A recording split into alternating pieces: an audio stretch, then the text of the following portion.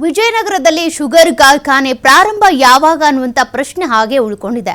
ಶಾಸಕರ ಇಚ್ಛಾಶಕ್ತಿ ಕೊರತೆಯಿಂದಾಗಿ ಕಾರ್ಖಾನೆ ವಿಳಂಬವಾಗ್ತಾ ಇದೆಯಾ? ಶಾಸಕ HR ಗವಿಯಪ್ಪ ವಿರುದ್ಧ ರೈತ ಸಂಘಟನೆಗಳು ಆಕ್ರೋಶ ಹೊರಹಾಕ್ತಿವೆ. ವಿಜಯನಗರದಲ್ಲಿ ಶುಗರ್ ಕಾರ್ಖಾನೆ ಪ್ರಾರಂಭಕ್ಕೆ ಇನ್ನೂ ಕೂಡ ವಿಳಂಬ ಆಗ್ತಾ ಇದೆ. ಶಾಸಕರ ಇಚ್ಛಾಶಕ್ತಿಯ ಕೊರತೆಯಿಂದಾನೇ ಕಾರ್ಖಾನೆ ಆರಂಭವಾಗ್ತಿಲ್ವಾ ಅಂತ ಶಾಸಕ HR ಗವಿಯಪ್ಪ ವಿರುದ್ಧ ರೈತ ಸಂಘಟನೆಗಳು ಆಕ್ರೋಶ ಹೊರಹಾಕ್ತಿರೋದು.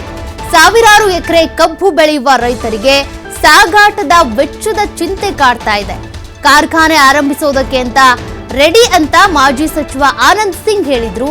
ಆದ್ರೀಗ ರಾಜಕಾರಣಿಗಳು ಇದರಲ್ಲಿ ಭಾಗಿಯಾಗೋದು ಬೇಡ ಅಂತಿದ್ದಾರೆ ಗವಿಯಪ್ಪ. ಹೀಗಾಗಿ ಚಿಂತೆಗೀಡಾಗಿದ್ದಾರೆ ಬೆಳೆ ಬೆಳೆದ ಅನ್ನದಾತರು. ಏನ್ ಮಾಡ್ಬೇಕಾಗಾದ್ರೆ ಅಂತ ಒಂದ್ ಕಡೆ ಕಬ್ಬನ್ನ ಏನೋ ಬೆಳೆದಿದ್ದಾರೆ, ಎಷ್ಟೊಂದು ಎಕರೆ ಅಂತ ವೆಚ್ಚ ಮಾಡಿದ್ದಾರೆ. ಬಟ್ ಈಗ ಆ ಸಾಗಾಟದ ವೆಚ್ಚ ಯಾವ ರೀತಿಯಾಗಿ ಸರಿದೂಗಿಸಬೇಕು ಅನ್ನುವಂಥದ್ದಿದೆ. ಶುಗರ್ ಕಾರ್ಖಾನೆ ಆರಂಭ ಆಗುತ್ತೆ ಅಂತ ಹೇಳ್ತಿದ್ದಾರೆ, ಇನ್ನೂ ಕೂಡ ವಿಳಂಬ ಆಗ್ತಾ ಇದೆ. ರಾಜಕಾರಣಿಗಳ ಭಾಗ್ಯ ಆಗೋದು ಬೇಡ ಅಂತಾರೆ. ಮತ್ತೊಂದು ಕಡೆ ಶಾಸಕರ ಇಚ್ಛಾಶಕ್ತಿಯ ಕೊರತೆ ಇದೆ. ಹೀಗಾಗಿ ಶುಗರ್ ಕಾರ್ಖಾನೆ ಆರಂಭಕ್ಕೆ ಸಂಬಂಧಪಟ್ಟಂತೆ ವಿಜಯನಗರದಲ್ಲಿ ರೈತ ಸಂಘಟನೆಗಳು ಈ ರೀತಿ ಪ್ರತಿಭಟನೆ ಮಾಡಿ ಹೋರಾಟಕ್ಕೆ ಇಳಿದಿರುವಂಥದ್ದು. ಆದಷ್ಟು ಬೇಗ ಶುಗರ್ ಕಾರ್ಖಾನೆಯನ್ನ ಆರಂಭ ಮಾಡಿ ಅಂತ ಆಗ್ರಹಿಸಿದ್ದಾರೆ.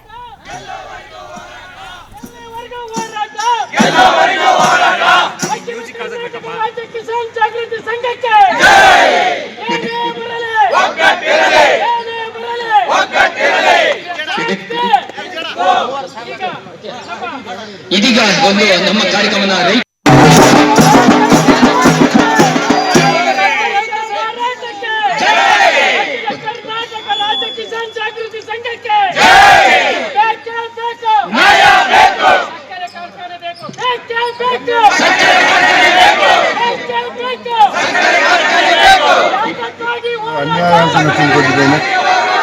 ಪಕ್ಕದಲ್ಲಿ ಇಲ್ಲದೆ ಇರುವುದು, ಅದರಿಂದ ಅವರು ಬೆಳೆಸಿದಂಥ ಕಬ್ಬಿಗೆ ಬೆಳೆ ಬರಲ್ಲ, ಮತ್ತು ಅವರ ಜೀವನಕ್ಕೆ ಧಕ್ಕೆ ಬರ್ತದೆ. ಅದರಿಂದ ಈ ಹೋರಾಟ ನಡೀಬೇಕು. ಯಾವವರೆಗೆ ಕಬ್ಬಿನ ಕಾರ್ಖಾನೆಯಲ್ಲಿ ಶುರು ಆಗ್ತದೋ ಅಷ್ಟರವರೆಗೆ ಈ ಹೋರಾಟ ನಡೀಬೇಕು.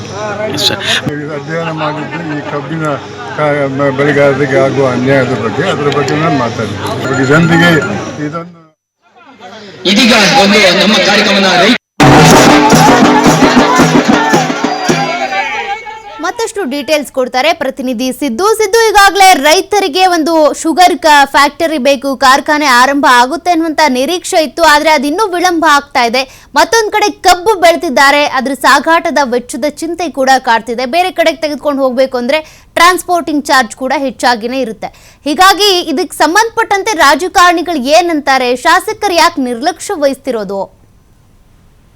ಖಂಡಿತವಾಗ್ಲೂ ಸೌಖ್ಯ. ಯಾಕಂದ್ರೆ ರೈತರು ಸಾಕಷ್ಟು ಈ ವಿಜಯನಗರ ಭಾಗದಲ್ಲಿ ನೀರಾವರಿ ಇರೋದ್ರಿಂದಾಗಿ ಸಾಕಷ್ಟು ಕಬ್ಬುಗಳನ್ನ ಕೂಡ ಬೆಳೆದಿರುವಂತದ್ದು. ಕಬ್ಬು ಬೆಳೆದಿರುವಂತಹ ರೈತರು ಕಾರ್ಖಾನೆಗಳಿಗೆ ಕಳಿಸ್ಬೇಕಾದ್ರೆ ಸಾಕಷ್ಟು ಹರ್ಷಾಸವನ್ನ ಪಡ್ತಾ ಇರುವಂತದ್ದು. ಕಳೆದ 10 ವರ್ಷಗಳಿಂದ ಇಲ್ಲೊಂದು ಕಾರ್ಖಾನೆ ಮಾಡ್ಕೊಡ್ಬೇಕು, ಈ ಕಾರ್ಖಾನೆಯಿಂದ ಚೆನ್ನಾಗಿ ನಾವು ಒಂದಿಷ್ಟು ಕಷ್ಟಗಳನ್ನ ಪರಿಹಾರ ಮಾಡ್ಕೊಳ್ತೀವಿ ಅಂತ ಹೇಳ್ಬಿಟ್ಟು ಸಾಕಷ್ಟು ಸಚಿವರುಗಳಾಯ್ತು, ಶಾಸಕರುಗಳಾಯ್ತು ಭೇಟಿ ನೀಡ್ತಾನೆ ಬಂದಿರುವಂತದ್ದು. ಮತ್ತು ಇದ್ರ ಜೊತೆಗೆ ಮಾಜಿ ಸಚಿವ ಆನಂದ್ ಸಿಂಗ್ ಶುಗರ್ ಕಾರ್ಖಾನೆ ಏನಿದೆ ಅದನ್ನ ಆರಂಭಿಸಲು ನಾನು ರೆಡಿ ಇದ್ದೀನಿ ಅಂತ ಹೇಳ್ತಾರೆ. ಮತ್ತು ಒಂದು ಕಡೆ ಹಾಲಿ ಶಾಸಕರ ಗವಿಯಪ್ಪ ಮಾತ್ರ ರಾಜಕಾರಣಿಗಳು ಸೇರಿಕೊಂಡು ರೈತರ ಶುಗರ್ ಕಾರ್ಖಾನೆಯಲ್ಲಿ ಯಾವುದೇ ರೀತಿಯಾಗಿ ಭಾಗ್ಯ ಆಗ್ಬಾರ್ದು ಅಂತ ಹೇಳ್ತಾ ಇರೋದಾಗಿ ರೈತರಿಗೆ ಕೂಡ ಸಾಕಷ್ಟು ಒಂದು ಕಡೆ ಭಯ ಕೂಡ ಆಗ್ತದೆ. ಯಾಕಂದ್ರೆ ವಿಜಯನಗರದಲ್ಲಿ ಶುಗರ್ ಕಾರ್ಖಾನೆ ಆರಂಭ ಯಾವಾಗ ಆಗುತ್ತೆ ಮತ್ತು ಈ ಶಾಸಕರ ಇಚ್ಛಾಶಕ್ತಿಯಿಂದ ಸಾಕಷ್ಟು ಈ ರೀತಿಯಾಗಿ ಕಾರ್ಖಾನೆ ವಿಳಂಬವಾಗ್ತಾ ಇದೆ ಅನ್ನೋದು ಕೂಡ ಸಾಕಷ್ಟು ಅವ್ರಿಗೆ ಚರ್ಚೆ ಆಗ್ತಾ ಇದೆ. ಕಳೆದ ಬಾರಿ ಬಜೆಟ್ ಕೂಡ ಆಯ್ತು.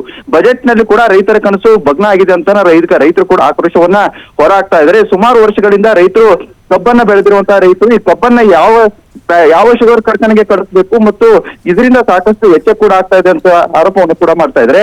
ಕಬ್ಬು ಕಟಾವ್ ಮಾಡ್ತಾರೆ, ಕಬ್ಬು ಸಾಗಿಸ್ಬೇಕಾದ್ರೆ ಸಾಕಷ್ಟು ಅಲ್ಲಿಂದ ಹಣ ಕೂಡ ಖರ್ಚಾಗತ್ತೆ. ಇದರಿಂದ ಶುಗರ್ ಫ್ಯಾಕ್ಟರಿ ಕೂಡ ದೂರ ಆಗುತ್ತೆ. ಇನ್ನು ಅಕ್ಕಪಕ್ಕದಲ್ಲಿ ಇಲ್ಲಿ ಏನಾದ್ರು ಒಂದು ಶುಗರ್ ಕಾರ್ಖಾನೆ ಮಾಡಿದಲ್ಲಿ ನಮ್ಗೆ ಅನುಕೂಲ ಆಗುತ್ತೆ ಅನ್ನುವಂಥದ್ದು ಇದೆ. ಆದ್ರೆ ವಿಜಯನಗರದಿಂದ ಏನು ಅಕ್ಕಪಕ್ಕದಲ್ಲಿರುವಂತಹ ರೈತರು ಕಬ್ಬನ್ನ ಕಟ್ ಮಾಡಿದ್ಮೇಲೆ ಮೈಲಾರ್ ಶುಗರ್ ಕಾರ್ಖಾನೆ ಏನಿದೆ ಆ ಕಾರ್ಖಾನೆಗೆ ಕಳಿಸುವಂತದ್ದು ಕೂಡ ಇಲ್ಲಿ ಕಾಮನ್ ಆಗಿದೆ.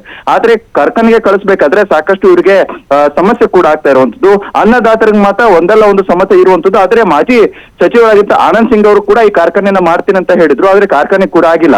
ಸದ್ಯ ಈಗ ಗವಿಯಪ್ಪ ಅವರು ಕೂಡ ಇದ್ದಾರೆ, ಗವಿಯಪ್ಪ ಅವರ ಶಾಸಕರು ಕೂಡ ಇದ್ದಾರೆ ಮತ್ತು ಈಗ ಅವ್ರದೇ ಸರ್ಕಾರ ಕೂಡ ಇರುವಂತದ್ದು.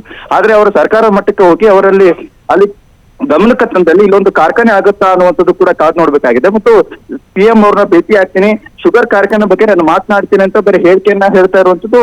ರೈತರ ಕಿವಿಯಲ್ಲಿ ಹೂವನ್ನ ಇಡ್ತಾ ಇರ್ತಾರೆ ಅಂತ ಹೇಳ್ಬಿಟ್ಟು ಇವತ್ತು ಪ್ರತಿಭಟನೆ ಕೂಡ ಮಾಡಿರುವಂತದ್ದು. ಸೌಖ್ಯ. Thank you Siddu ಡೀಟೇಲ್ಸ್ಗೆ.